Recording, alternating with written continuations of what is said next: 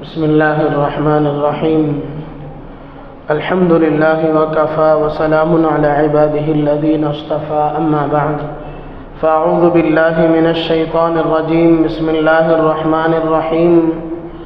حتى إذا أتوا على واد النمل قالت نملة يا أيها النمل ادخلوا مساكنكم لا يحطمنكم سليمان وجنوده وهم لا يشعرون. صدق اللہ العظیم. بزرگان محترم، آج کی تراویح میں 3 سورتیں پڑھی گئیں: سورہ نمل، سورہ قصص اور سورہ عنکبوت. ابھی میں نے جو آیت تلاوت کی ہے یہ سورۃ النمل کی آیت کریمہ ہے. سورہ نمل کا ایک حصہ ہے. نمل کے معنی ہیں چونٹی.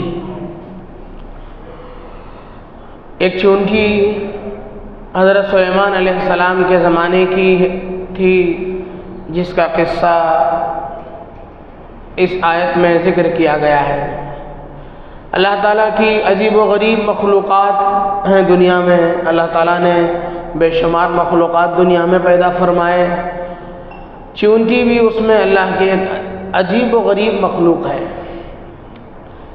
عربی میں چونٹی کی کنیت ابو مشغول ہے، یعنی مصروف ترین مخلوق. ہم نے کبھی کسی چونٹی کو خاموشی سے کھڑے ہوئے نہیں دیکھا ہوگا. چونٹیاں ہمیشہ متحرک رہتی ہیں، فعال رہتی ہیں، چلتی پھرتی رہتی ہیں، ان کا کوئی ٹھہراؤ نہیں ہوتا. ایک ایسی مخلوق ہے، اس کے کچھ اوصاف ایسے ہیں جن سے ہمیں سبق لینے کی ضرورت ہے.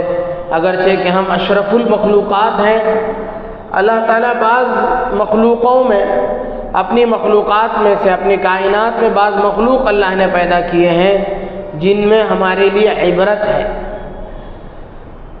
اللہ کی ذات میں ہمیں غور کیے بغیر اللہ کی ذات میں غور کرنے کی اجازت نہیں ہے. البتہ اللہ کی کائنات میں، اللہ کی مخلوقات میں ہم غور کریں گے تو ہمیں اللہ کی قدرت نظر آئے گی. تو ایک عجیب و غریب مخلوق اللہ نے پیدا کی، ہمارے درمیان میں رہتی ہے. آبادیوں میں رہنا ہی اس کا کام ہے. اس کی ایک صفت نظم و نسق ہے.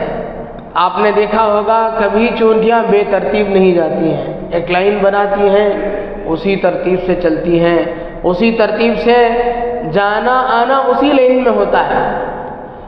نظم و نسق انسان کو اس سے سیکھنے کی ضرورت ہے. منظم طور پر کام کرنے کی چونٹیاں عادی ہوتی ہیں، نظم و نسق ان کی زندگی میں ہوتی ہے. تو ایک عجیب و غریب مخلوق ہے، اللہ نے اس کے اندر نظم و نسق کا سلیقہ رکھا. وہ اپنا راستے میں جس راستے سے چلتی ہیں اسی راستے سے واپس آتی ہیں. ایک چیز اس کے اندر یہ خوبی ہے. دوسری خوبی اس کے اندر یہ ہے کہ وہ خیر خواہی کا جذبہ رکھتی ہیں. کبھی بھی چونٹیاں چلتی آتی جاتی رہیں گی، ان کو معلوم ہوا کہ کہیں سے کوئی خطرہ ہے تو آگے کے لوگوں کو اطلاع کرتے ہوئے چلی جائیں گی، پھر وہ سلسلہ آنے کا سلسلہ بند ہو جائے گا. یہ خیر خواہی کا جذبہ ہمارے اندر بھی ہونا چاہیے. ہم لوگ کیا کرتے ہیں؟ اپنے کام سے واسطہ رکھتے ہیں. دنیا جائے بھاڑ میں، ہمیں کسی سے کوئی واسطہ نہیں، ہمیں کسی سے کوئی مطلب نہیں. لیکن ایک چھوٹی سی مخلوق، اس کے اندر خیر خواہی کا جذبہ، اسی جذبہ خیر خواہی کو اس آیت میں بیان کیا گیا. فرمایا حتی اذا اتوا علی واد النمل، جب سلیمان علیہ السلام کا لشکر ایسے علاقے سے گزرا جس علاقے میں چونٹیوں کی کثرت تھی، چونٹیاں باہر رینگ رہی تھیں. تو نملہ کہتے ہیں چونٹیوں کی رانی کو. چونٹیوں میں کئی کیٹیگریاں ہیں. ایک ہے رانی چونٹی، وہ تقریباً 20 سے 30 سال تک اس کی زندگی کا اس کی عمر ہوتی ہے. باقی نر چونٹیاں، مادہ چونٹیاں، ان کی عمریں زیادہ نہیں ہیں. اور باقی کو اس میں کچھ کیٹیگری ہے جن کو مزدور چیونٹیاں کہتے ہیں. ہم لوگ جو دیکھتے ہیں چلتے پھرتے غذا کو ادھر ادھر منتقل کرتے ہوئے، یہ مزدور چیونٹیاں ہیں. نملہ جو ان کی سردار ہوتی ہے وہ ایک ہوتی ہے، پوری بڑی ٹیم میں ایک ہوتی ہے وہ. اسی طریقے کی یہی طرز شہد کی مکھیوں میں بھی ہوتی ہے. رانی مکھی ایک ہوتی ہے، وہی ساری یہی چیز دیمک میں بھی ہے. تو حشرات الارض میں ایک عجیب شان ہے چیونٹی کی. تو اس میں جو سردار قسم کی چیونٹی تھی اس نے اپنے لوگوں کو اطلاع دی. کیا کہا اس نے؟ وحشر لسلیمان حتی اذا اتوا علی وادی النمل قالت نملۃ یا ایھا النمل، اے چیونٹیوں ادخلوا مساکنکم، گھروں بلوں میں داخل ہو جاؤ. لا یحطمنکم سلیمان وجنودہ وہم لا یشعرون، بے خبری میں حضرت سلیمان اور ان کا لشکر تمہیں رون نہ ڈالے، تمہیں رون کر ختم نہ ڈالے. بس یہ سننا تھا. ساری چیونٹیاں بلوں میں گھس گئی. حضرت سلیمان علیہ السلام تقریباً اس سے 3 میل کی دوری پر تھے، لیکن اس کی آواز کو حضرت سلیمان نے سن لیا تھا. اللہ نے ان کو طاقت دی تھی، اللہ نے ان کو یہ قوت دی تھی کہ وہ پرندوں چرندوں حشرات الارض کی بولیوں کو سمجھتے تھے. انہیں اللہ نے وہ صلاحیت اس موقع پر عطا کی تھی. تو انہوں نے وہ سن لی. تو فتبسم ضاحکا من قولها، اس چیونٹی کی بات سے حضرت سلیمان کو ہنسی آ گئی کہ ایک چیونٹی اپنے قوم کا کتنا خیال رکھتی ہے، اپنے قوم کے تئیں اس کے اندر کتنا خیر خواہی کا جذبہ ہے. ہمارے اندر بھی یہ خیر خواہی کا جذبہ ہونا چاہیے. ہم دنیا کے مسائل میں بھی اپنے لوگوں کے ساتھ خیر خواہی کا جذبہ رکھیں، آخرت کی فکر کو لے کر بھی اپنے لوگوں کے سلسلے میں خیر خواہی کا جذبہ رکھیں. اللہ کے نبی صلی اللہ علیہ وسلم ہم سے یہی چاہتے تھے کہ المؤمن، ایک مسلمان دوسرے مسلمان کا خیر خواہ ہوتا ہے. خیر خواہی کا جذبہ ایک مسلمان کے اندر دوسرے مسلمان کے لیے ہونا چاہیے. الدین النصیحہ فرمایا، دین سراسر خیر خواہی کا نام ہے. خیر خواہی کا جذبہ ہونا چاہیے. دیکھیں ایک چھوٹا سا جانور، اس کے اندر خیر خواہی کا اتنا بڑا جذبہ، وہ اپنی قوم کو متنبہ کر رہی ہے کہ تمہیں نقصان نہ پہنچ جائے.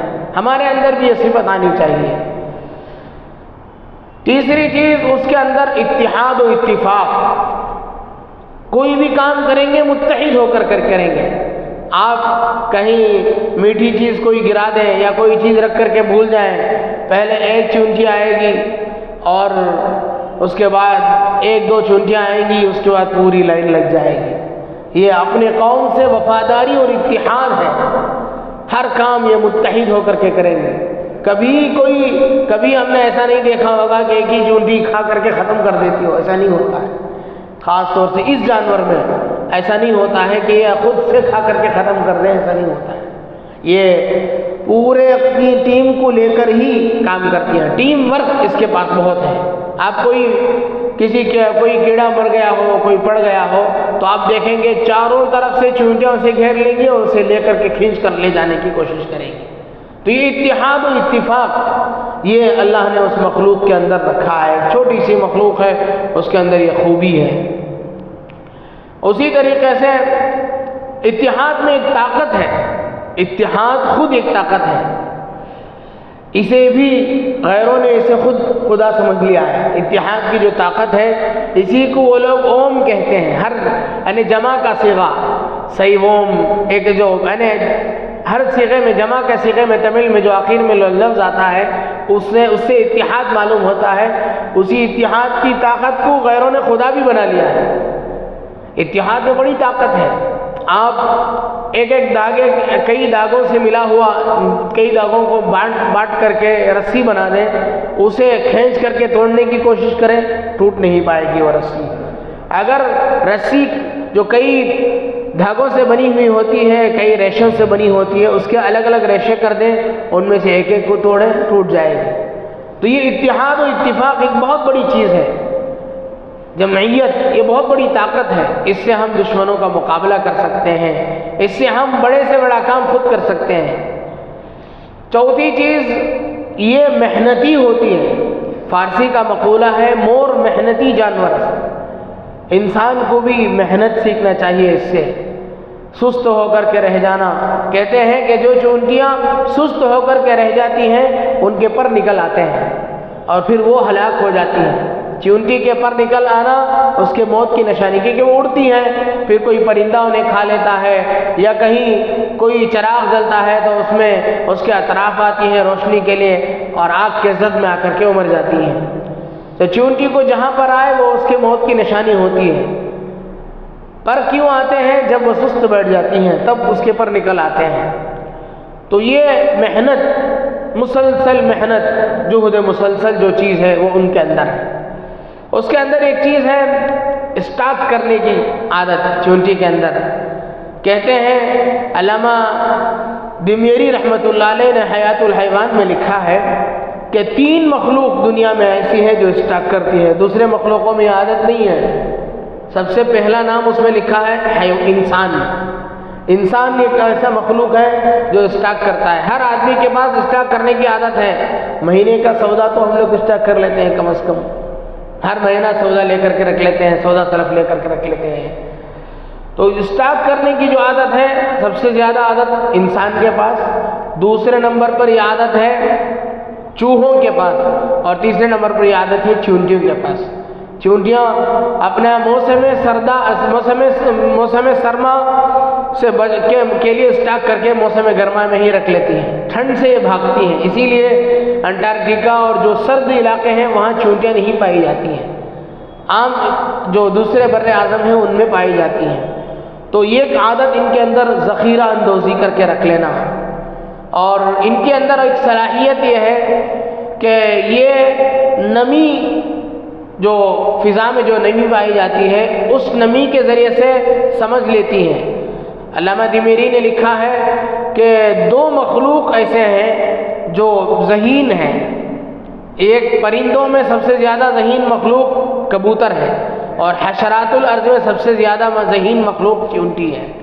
یہ پہلے ہی سے سمجھ لیتی ہیں بارش آنے والی ہے فضا کی نمی کو دیکھ کر کے اور فوراً بارش کے مطابق اپنا گھر بنا لیتی ہیں. اپنا جو بل ہوتا ہے اس کے اطراف مٹی ڈال کر کے باڑ بنا لیتی ہیں تاکہ پانی اندر نہ آئے. جبکہ آلریڈی اس کا جو گھر ہوتا ہے، اس کا جو گھروندہ ہوتا ہے، اس میں کئی منزلیں ہوتی ہیں. پانی چاہے چلا جائے وہ ایسی جگہ پہنچ جاتی ہے جہاں پانی نہ پہنچے. تو یہ عادت اس کے اندر، یہ ٹیلنٹ، ایک صلاحیت اللہ نے اس کے اندر رکھی ہے. اس کے اندر ایک خاص صفت یہ بھی ہے کہ یہ اپنے کام سے واسطہ رکھتی ہے. یہ کتنی اچھی عادت ہے. اگر ہمارے اندر یہ عادت ہو، ہر آدمی اپنے کام سے واسطہ رکھے تو دنیا سے فتنہ فساد کا خاتمہ ہو جائے.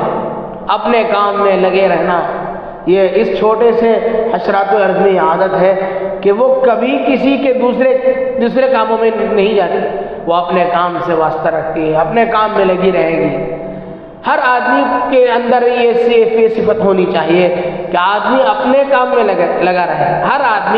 ہر آدمی کو اپنی پڑی ہو، اپنے کام سے واسطہ ہو، تو پھر دنیا میں کسی قسم کا کوئی فتنہ فساد نہیں ہوگا. اپنے کام میں رہتے ہوئے دوسروں کے ساتھ خیر خواہی کا جذبہ، بس دوسروں کے کام سے ہمیں کوئی مطلب نہیں. ہر آدمی دوسروں کے کام میں جب پڑتا ہے تب مسئلے خراب ہوتے ہیں. ہر آدمی کو لا تزر وازرۃ وزر اخرى، قرآن نے صاف اعلان کر دیا کہ تمہیں کسی دوسرے کے گناہ کو بوجھ کو اٹھانا نہیں ہے قیامت میں. لیکن ہم لوگ کیا کرتے ہیں؟ دوسروں کی فکر میں اپنا وقت ضائع کر دیتے ہیں کہ فلاں صاحب ایسا کر رہے ہیں، فلاں صاحب ایسا کر رہے ہیں. ایک چھوٹی سی مخلوق، اس سے ہمیں سبق لینے کی ضرورت ہے کہ یہ کبھی دوسروں کے جھمیلے میں نہیں پڑتی. اسی طرح اس کے اندر ایک خاص وصف یہ ہے کہ یہ ہمت نہیں آتی اور اس کے اندر خود اعتمادی، سیلف کانفیڈنس جو ہے بہت زیادہ ہے. خود اعتمادی بہت بڑی چیز ہے. ہمارے اندر بھی یہ چیز ہونی چاہیے. کہتے ہیں کسی زمانے میں ایک بادشاہ کسی ملک پر چڑھائی کیا. 1 مرتبہ، 2 مرتبہ، 3 مرتبہ، 6 مرتبہ اس نے چڑھائی کی اور پھر ہمت ہار کر کے بیٹھ گیا. کسی غار میں جا کر کے بیٹھ گیا، ڈر کر کے کہ اب دشمن کا حملہ ہو جائے گا، اور نامراد ہو کر کے بیٹھ گیا. غار کی دیوار پر اس کی نظر پڑی، ایک چیونٹی دیوار پر چل رہی تھی، وہ دیوار کے اس پار جانا چاہتی تھی، کوئی چٹان اس کے سامنے تھا، اسے اس کے اوپر سے چڑھ کر کے اس پار کو جانا چاہتی تھی چیونٹی۔ وہ چڑھتی رہی، ایک مرتبہ گری، 2 مرتبہ گری، پھر چڑھتی رہی، پھر چڑھتی رہی۔ اس نے کئی مرتبہ کوشش کرنے کے بعد وہ اس پار چلی گئی۔ تو بادشاہ کو بڑی عبرت ملی اس سے کہ ایک چھوٹی سی چیونٹی، اس نے ہمت نہیں ہاری اور اس نے اپنا راستہ طے کر لیا اور اپنے منزل مقصود کو پہنچ گئی، تو میں کیوں ہمت ہار کر کے بیٹھ جاؤں۔ چنانچہ اس جذبے کے ساتھ بادشاہ نکلا۔ کہتے ہیں کہ پھر اس نے جس ملک پر چڑھائی کی وہ ملک فتح ہو گئی، وہ ملک اس کے ہاتھ آ گئے، تو ملک کو اس نے فتح کر کے چھوڑا۔ تو یہ اس نے اس سے عبرت لی۔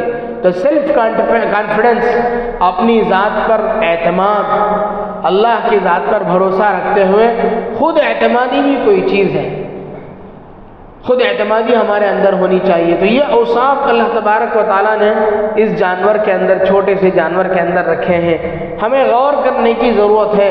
اللہ تبارک و تعالیٰ نے فرمایا قرآن کریم میں کہ ہر آدمی کو آفاق اور انفس میں، پورے کائنات میں بھی غور کرنا ہے اور اپنی ذات میں بھی غور کرنا ہے کہ اللہ نے مجھے کیسا بنایا، میں کیسا تھا اور کہاں تک میں پہنچا ہوں، میری کیا طاقت تھی اور کیا ہو جاؤں گا، کوئی وقت ایسا آئے گا میری حالت کیا ہو جائے گی۔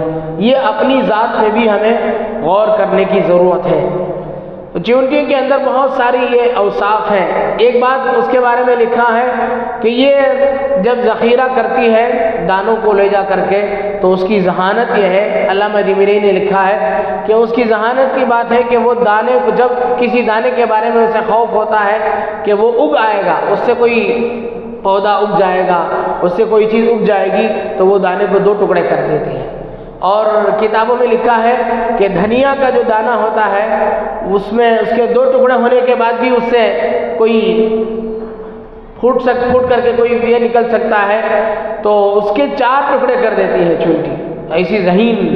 اور اسی طرح وہ خود محنت میں اتنی عادی ہے کہ وہ درخت کے پتے وغیرہ لے جا کر کے کاشت کرتی ہے۔ کاشت کرنے کا کیا مطلب؟ وہ ایسی جگہ دباتی ہے کہ اس کے بعد اس میں فنگس فارم ہو جاتا ہے اور پھر وہ فنگس کو کھاتی ہے۔ تو اس طریقے سے ایک محنت، مسلسل محنت اللہ نے اس جانور کے اندر رکھی ہے، اور پھر اللہ نے اس کے خیر خواہی کے جذبے کی بنیاد پر ایک پوری سورت اس کے نام میں نازل کی ہے۔ تو ہمیں اس چیز سے عبرت حاصل کرنے کی ضرورت ہے۔ اللہ کتابوں میں ایک واقعہ لکھا ہے کہ ایک نبی تھے جنہوں نے ایک علاقے میں وہ جانا ہوا، چلتے ہوئے راستے میں کسی درخت کے نیچے انہوں نے آرام کیا، تو ایک چیونٹی نے ان کو کاٹ لیا، تو ان کو بہت غصہ آیا۔ انہوں نے اپنے ساتھ رہنے والوں سے کہا کہ ساری چیونٹیاں جلا کر کے ختم کر دو۔ پھر وہ آگے بڑھ گئے۔ اس کے بعد کسی زمانے میں ان کی قوم کی نافرمانی کی وجہ سے اللہ نے عذاب نازل کرنے کا فیصلہ کیا، تو انہوں نے اللہ سے سوال کیا کہ اللہ، اس میں نیک لوگ بھی ہیں، غلطی کوئی کرتا ہے، آپ پوری قوم پر عذاب نازل کیسے کر رہے ہیں؟ تو اللہ نے ان کو یاد دلایا کہ کاٹنے والی چیونٹی تو آپ کو ایک تھی، آپ نے جلایا سارے کو، آپ نے سزا اس ایک چیونٹی کو کیوں نہیں دی؟ تو یہ اللہ کا فیصلہ ہوتا ہے کہ اللہ تبارک و تعالیٰ جب آسمان سے آسمانی بلا اور مصیبت نازل ہوتی ہے تو سب پر آتی ہے، لیکن آخرت میں اللہ تعالیٰ سب کو الگ الگ کر دیں گے۔ وَامْتَازُوا الْيَوْمَ أَيُّهَا الْمُجْرِمُونَ، اے مجرموں، نیک لوگوں سے تم الگ ہو جاؤ، ان کو الگ کر دیا جائے گا۔ نیک لوگوں کو اس وقت جو تکلیف ہوئی تھی اس کا اجر دیا جائے گا۔ اور لکھا ہے کہ حاتم طائی کے بیٹے عدی ابن حاتم رضی اللہ عنہ صحابی رسول ہیں، ان کے بارے میں لکھا ہے کہ وہ باقاعدہ چیونٹیوں کے لیے غذا تیار کر کے رکھ کر چھوڑتے تھے۔ لوگوں نے ان سے پوچھا کہ حضرت ایسا کام کیوں کرتے ہیں؟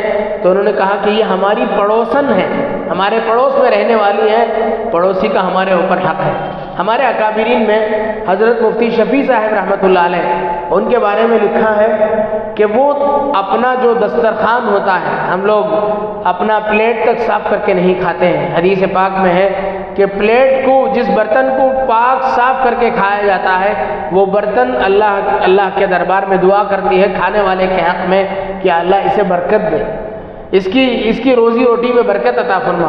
ہم لوگ کھانے کی چیزوں کو ویسے ہی چھوڑ دیتے ہیں، پھر نالی میں اسے بہا دیتے ہیں۔ تو حضرت مفتی شفیع صاحب رحمۃ اللہ علیہ کے بارے میں لکھا ہے کہ وہ دسترخوان بھی اس ترتیب سے جھاڑتے تھے کہ وہ ہڈیاں کسی ایسی جگہ میں رکھ دیتے تھے کہ جب کتابوں میں لکھا ہے، یہ بات ہے، حدیث کی کتابوں میں بھی ہے کہ ہڈیاں جنات کی غذا ہے، ہم جو کھا کر کے رکھ دیتے ہیں ہڈیاں، اس کے بعد اللہ تبارک و تعالیٰ اپنی قدرت سے اس میں گوشت چڑھاتے ہیں اور جنات کے لیے وہ غذا ہو جاتی ہے، اور ہمارے جو جانور کے جو فضلے ہوتے ہیں، جو ویسٹ، جو ان کا پاخانہ وغیرہ ہوتا ہے، وہ ان کے جانوروں کی غذا ہوتی ہے۔ تو حضرت رحمۃ اللہ علیہ اس بات کا اہتمام کرتے تھے کہ ایک کسی مخلوق کی غذا ہے، اس لیے ہڈیوں میں کبھی پانی نہیں ڈالتے تھے، الگ سے رکھتے تھے، اور جو چیزیں دوسرے پرندوں چرندوں کے لیے اسے الگ رکھتے تھے، اور باقی چیزیں چیونٹیوں کے بل میں جھاڑ دیتے تھے۔ یہ ہمارے اکابرین کی شان ہے کہ انہوں نے اللہ کی نعمتوں کو اتنے حد تک استعمال کیا کہ اپنے لیے بھی انہوں نے استعمال کیا، اور اس میں سے جو حصہ دوسرے مخلوق کے لیے ہو سکتا ہے ان کا بھی خیال رکھا۔ تو ہمیں ان سب چیزوں کا بھی خیال رکھنا چاہیے، بے ضرورت کسی مخلوق کو تکلیف بھی نہیں دینا چاہیے۔ تکلیف دینے والی ہے، چونٹیاں بہت ستاتی ہے تو اسے مار سکتے ہیں، شریعت میں اس کی اجازت ہے، جلانے کی اجازت نہیں ہے۔ اللہ کے نبی صلی اللہ علیہ وسلم نے فرمایا کہ کسی مخلوق کو جلانے کا رائٹس، اس کی جو یہ ہے وہ اللہ کے لیے ہے۔ اللہ تبارک و تعالیٰ ہی آگ سے عذاب دے سکتے ہیں، ہم میں سے کسی کو اس کی رائٹس نہیں ہے، اس کا حق نہیں ہے۔ تو یہ چند گزارشات بھی اس آیت کے ذیل میں اللہ تبارک و تعالیٰ سے دعا ہے کہ اللہ تبارک و تعالیٰ قرآن کریم کی ایک ایک آیت کو ہمیں سمجھنے کی اور اس کے مخلوقات میں ہمیں غور کرنے کی توفیق نصیب فرمائے۔ آمین۔ وآخر دعوانا ان الحمد للہ رب العالمین۔